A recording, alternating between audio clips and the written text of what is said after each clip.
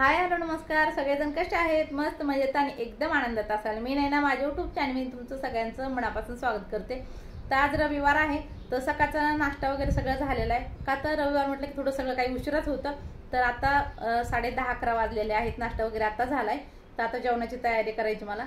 तर सचिन गेलते मच्छी आणायला, पण त्यांनी फोन करून सांगितलं की मच्छी काही चांगली भेटलेली नाही, त्यासाठी मी मटण घेतले.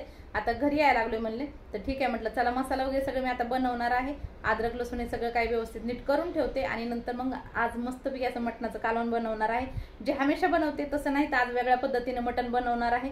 त्याची रेसिपी तुम्हाला सुद्धा सांगणार आहे. शिवाय आज मटण पुलाव सुद्धा बनवणार आहे, तर ती सुद्धा तुम्हाला कसा बनवते ती दाखवणार आहे. त्यासाठी पूर्ण व्हिडिओ नक्की बघा. शिवाय सकाळपासून मस्तपैकी पाऊस यायला लागलाय, तर थोडासा राहिला तर सचिन गेले मटण आणायला आणि परत आता पाऊस परत चालू झालाय. खूप जास्त असं जोराने पाऊस यायला लागलाय, ते सुद्धा दाखवते. मस्तपैकी असा पावसाचा आनंद घ्या आणि नंतर मग आपण मटण बनवू.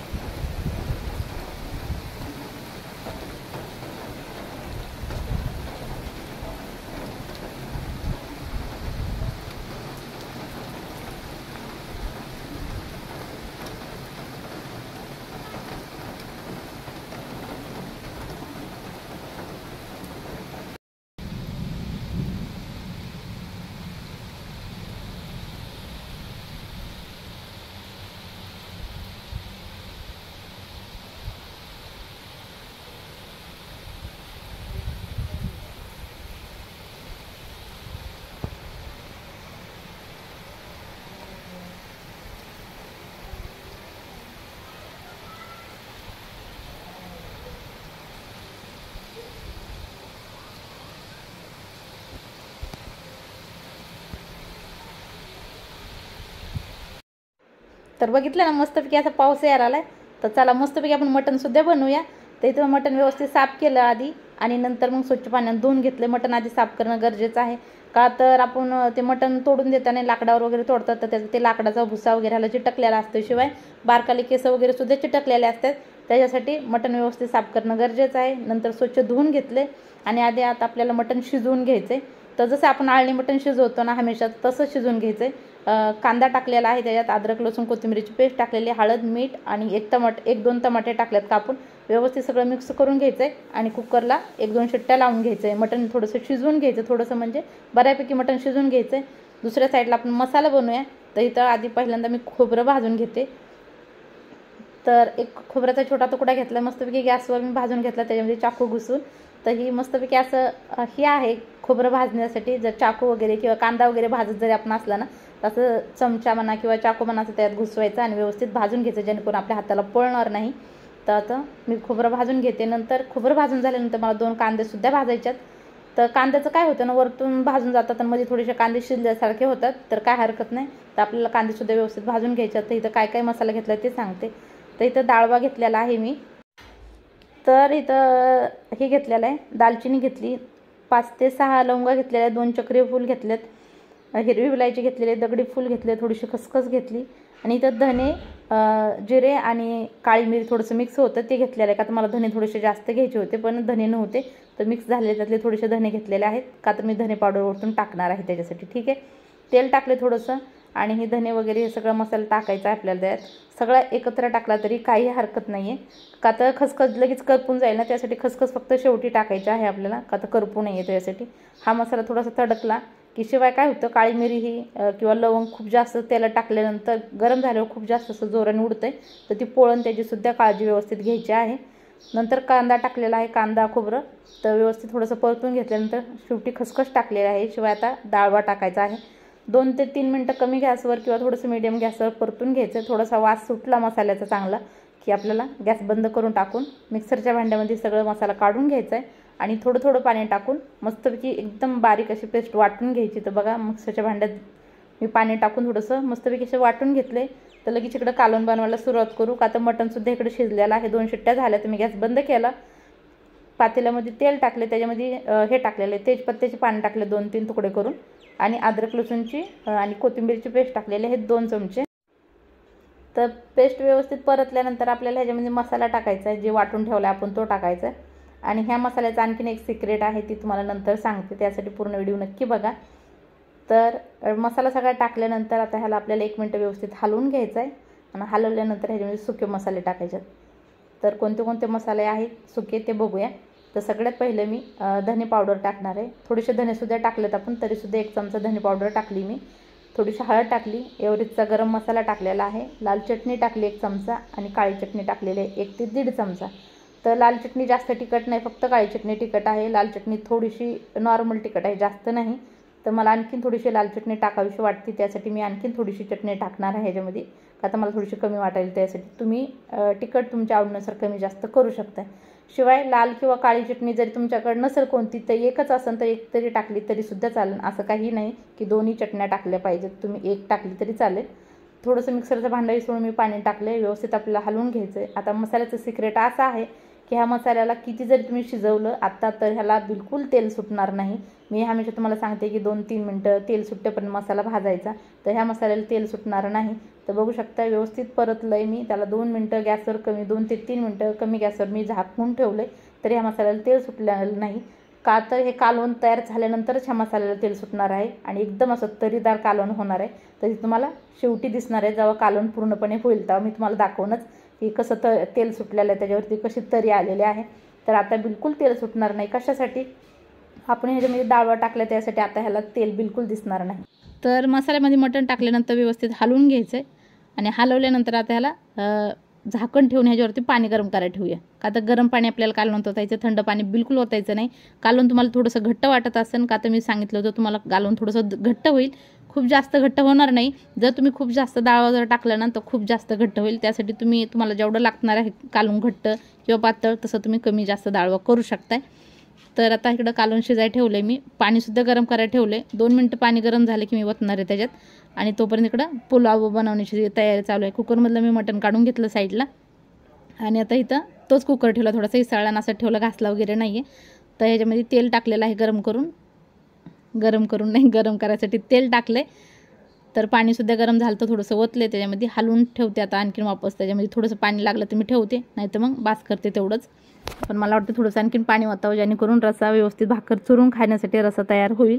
त्यासाठी मी आणखीन थोडंसं पाणी ओतणार आहे गरम करायला. आणि इकडं पुलाव बनवणार, एकदम साधा सोपा बनवणार आहे, खूप जास्त तामझाम नाही. पण ही खायला पुलाव इतका टेस्टी आणि मस्त लागणार आहे.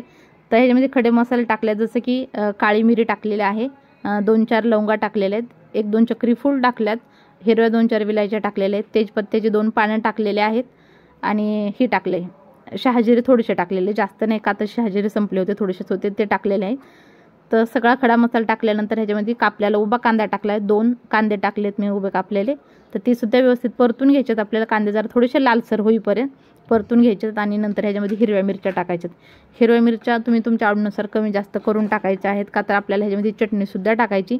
त्यासाठी मिरच्या मी फक्त 1 मिरचीचे 2 तुकडे असे करून टाकलेले आहेत, का तर आमच्या घरात तोंडात खाताना मिरच्या आली नाही पाहिजे असं आहे, नाही तर मग ती जेवणाची चव जाते असं होतं. तर तुम्ही मिरच्या तुमच्या आवडीनुसार जास्तसुद्धा टाकू शकता, किंवा जी चटणी वाटून 2 ते 3 चमचे चटणी टाकली तरीसुद्धा चालेल. पण मी चटणी टाकत नाही, फक्त मिरच्या टाकले, जेणेकरून खाताना साईडला काढू शकता. तसं परत अद्रक लसूण आणि कोथिंबीरचे 2 चमचे पेस्ट टाकलेले आहे. आता हे सगळं व्यवस्थित आपण हलवून घेऊया आणि नंतर ह्याच्यामध्ये सुके कोणते कोणते मसाले टाकायचे ते तुम्हाला जवळून दाखवते, का तर फोन पकडायला कोणी नाही आहे. स्वप्नील गेला आहे मॅच खेळायला, बाहेरच नाही गेली तिच्या आजीसोबत, त्यांच्या मामाच्या घरच्यांसोबत पिक्चर बघायला, आणि सचिन काहीतरी काम करते, त्याच्यासाठी मी स्वतः फोन पकडून व्हिडिओ बनवते. त्यासाठी थोडंसं फोन म्हणजे असं जवळ पकडता येत नाही, किंवा थोडीशी कुकर हलतोय माझा हलवतानासुद्धा. तर थोडीशी हळद टाकली मी, ह्याच्यात काळी चटणी टाकलेली 1 चमचा आणि लाल चटणी टाकली थोडीशी, गरम मसाला टाकला आहे जी मी दररोज वापरते तो. आणि नंतर ह्याच्यामध्ये हे टाकलेले धने पावडर टाकली 1 चमचा.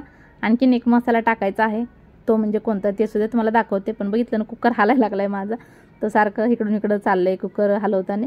तर ह्याच्यामध्ये थोडंसं मी हे टाकते, टमाटे टाकते, थोडंसं हे टाकते, थोडंसं नाही 2 टमाटे कापलेले टाकले, ज्याचे बी काढून घेतलेत मी. आणि नंतर ह्याच्यामध्ये थोडंसं पाणी टाकणार, जेणेकरून मसाला खाली चिटकणार नाही. मसाला म्हणजे कुकरला मी काय केलं, घासलं नाही ना, तर मटण काढलं आणि तसंच कुकर ठेवला. त्यासाठी असं वाटलं की कुकर थोडासा करपायला लागला आहे. तर करपायच्या आधी थोडंसं चवीनुसार मीठ टाकते आणि ह्याच्यामध्ये थोडंसं पाणी टाकते, जेणेकरून मसाला खाली चिटकणार नाही. तर एक वाटीभर समजा मी पाणी ओतले आणि ह्याच्यामध्ये आणखीन एक मसाला टाकते, ती म्हणजे की सुहाना बिर्याणी मसाला टाकायचा आहे. तर ही 10 रुपयाला पॅकेट भेटतं आहे. त्यातलं पूर्ण पॅकेट नाही टाकलेलं मी, थोडंसं टाकले वरतून, थोडंसं पाहिजे तो मसाला मी ठेवून, जेणेकरून मी वरतून टाकन, आता नाही टाकणार. तर मस्तपैकी तेल सुटेपर्यंत मसाला हलवायचा आहे. कुकर वगैरे आता काही करपल्याला नाही, मस्तपैकी हलवलेला आहे. तेल सुटलं, वरतून मुठभर हिरवीगार मस्त कोथिंबीर टाकली, विसचिन्न आत्ता आणलेले एकदम फ्रेश अशी कोथिंबीर टाकली, व्यवस्थित हलवून घ्यायचं आहे. आणि नंतर ह्याच्यामध्ये आपल्याला शिजवलेलं मटण टाकायचं आहे. आणखीन एक सांगते ते म्हणजे की मटण जरी शिजवलं नाही, शिजवून मटण न टाकता सुद्धा आपण तुम्ही ह्याच्यामध्ये कच्चं मटण टाकू शकताय. कच्च्या मटणाने सुद्धा खूप छान असा पुलाव बनतो. पण आमच्या घरात असं आहे की मटणाचं सूप प्यायला लागतं, सचिनला म्हणा स्वप्नीला मुलांना सूप प्यायला लागतं. त्यासाठी काय करते मी, मटण शिजवून घेते, सूप थोडंसं काढून घेते आणि नंतर मग भाजी वगैरे बनवते. तर तुम्ही कच्चं मटण जरी टाकलं ह्याच्यामध्ये तरीसुद्धा खूप छान मस्त पुलाव बनणार आहे. तर आणि खूप जास्त असं तुकडा वगैरे तांदूळ असला ना तर काय होईल, मग भात थोडंसं चिकट होईल. जर तुम्ही मटण आणि भात जर दोन्ही सगळं सोबत करता तर तांदूळ बऱ्यापैकी जर अख्खे तांदूळ असले ना तर दोन्ही लेवलमध्ये व्यवस्थित होईल. आणि तुकडा तांदूळ असले की खूप जास्त गाळ होईल, हे सुद्धा लक्षात ठेवा. जेवढं पाहिजे तेवढं ह्याच्यामध्ये पाणी ओतायचं आणि बघू शकता किती मस्त असं तरीदार मस्त आपला रस्सा ह्याचा तयार झालेला आहे. आणि आणखीन एक म्हणजे की ह्याच्यामध्ये ना मटणाचं जे पाणी असतं शिजवलेलं ते सुद्धा टाकणं गरजेचं आहे, जेणेकरून आपल्या पुलावला खूप जास्त चांगली चव येणार आहे. नुसतं तुम्ही वरचं पाणी जर वचाल तर त्याला चव जास्त येणार नाही. त्यासाठी पाणीसुद्धा मटणाचं ओतायचं आहे त्याच्यात. आणि इकडं आपलं कालवण मस्तपैकी तयार झालं आहे आणि बघू शकता किती तरीदार मस्त असं कालवण झालं आहे. मग अशी बिलकुल तेल दिसत नव्हतं, आत्ता मस्तपैकी असं कालवण तयार झालेलं आहे. मी तुम्हाला एकदा मस्तपैकी हलवूनसुद्धा दाखवते, तुम्हाला समजेल की कालवण कसं झालेलं आहे. जास्त पातळ पण नाही होत आणि जास्त घट्टसुद्धा नाही होत, असं कालवण तयार झालेलं आहे. तर असं कालवण तुम्हालासुद्धा बनवायला नक्कीच आवडणार आहे, बनवायचं आहे आणि मला सांगायचं आहे पण कालवण कसं झालेलं आहे ते, ठीक आहे. तर बघू शकता खूप जास्त असं पातळ नाही, भाकर चुरून खाण्यासारखं चांगलं कालवण झालेलं आहे.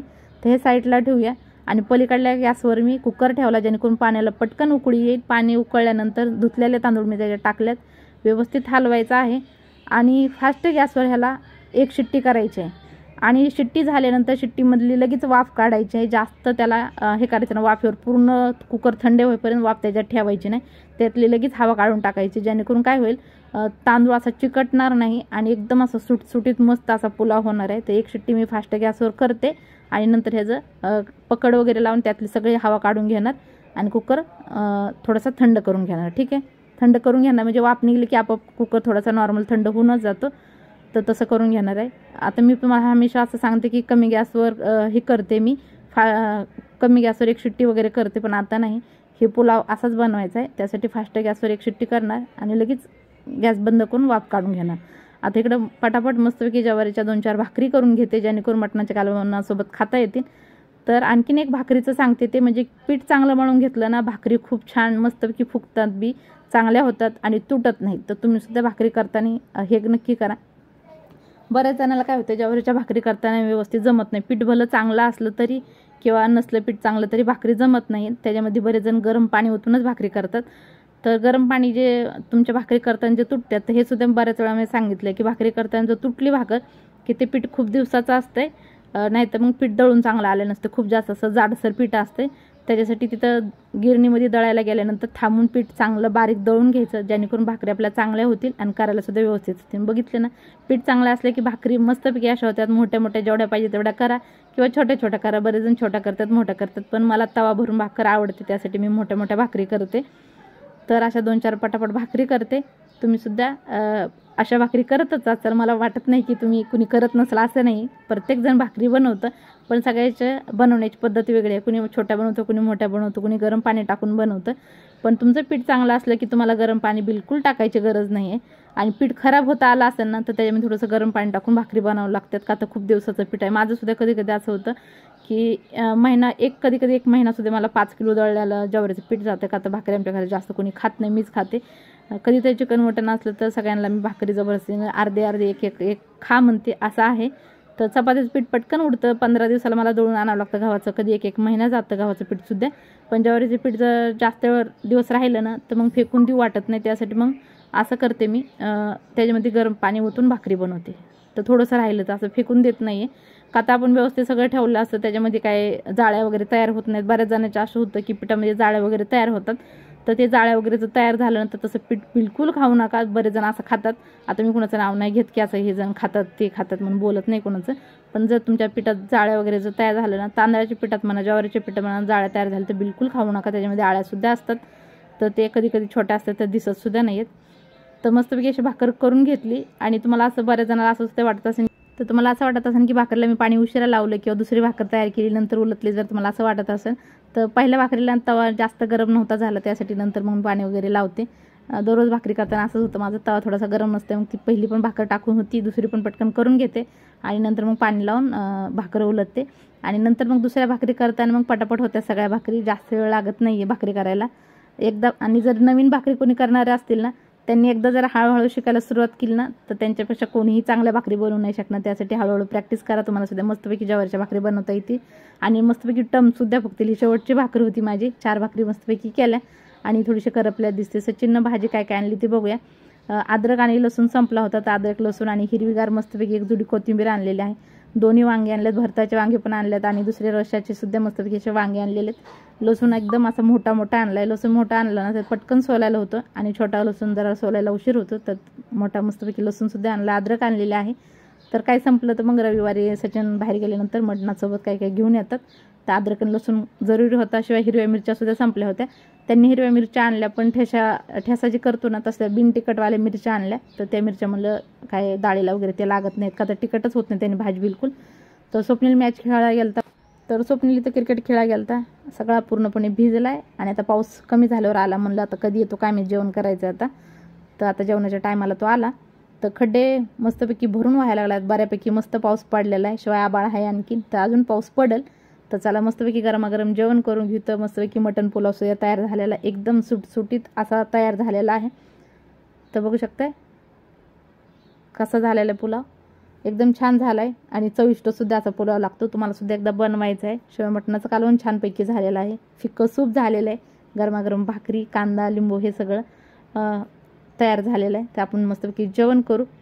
आणि स्नेहा आणखीन आलेली नाही, तर स्नेहा गेलेले पिक्चर बघायला. कोणता तरी मुंजा पिक्चर असं भूताचा आहे, तो पिक्चर बघायला गेली ती. तर ती येईल आल्यानंतर ती जेवण. आणि इथं सचिनचं आणि स्वप्नीचं जेवायला चालू आहे, पण सचिन कोणाला तरी फोनवर बोलतात. तर चला जेवण करू. आणि सचिनचं एवढं सुद्धा बघायचं, जाड भाकर नाही घ्यायची, पातळ भाकर घ्यायची. का तर जबरदस्ती नसते माझं थोडंसं भाकर खावा, का तर भाकर खाल्लेलं चांगलंच आहे. जेवण वगैरे मस्त झालं. मटण पुलाव सुद्धा चांगला झालता, कालवण सुद्धा चांगलं झालं. अर्थात तुम्ही सुद्धा हे करून बघणार आहोत आणि करायचं आहे. मला कमेंटमध्ये सांगायचं कसं झालं होतं कालवण किंवा पुलाव म्हणून. ठीक आहे. व्हिडिओ आवडला असेल तर लाईक करा, शेअर करा, सबस्क्राईब करा आणि कमेंट करा सुद्धा बिलकुल विसरू नका. शिवाय ह्याच्या व्यतिरिक्त तुम्हाला कसा व्हिडिओ बघायचा ते सुद्धा मला कमेंटमध्ये नक्की सांगा. बनवण्याचा प्रयत्न करून भेटूया उद्याच्याला. तोपर्यंत बाय बाय.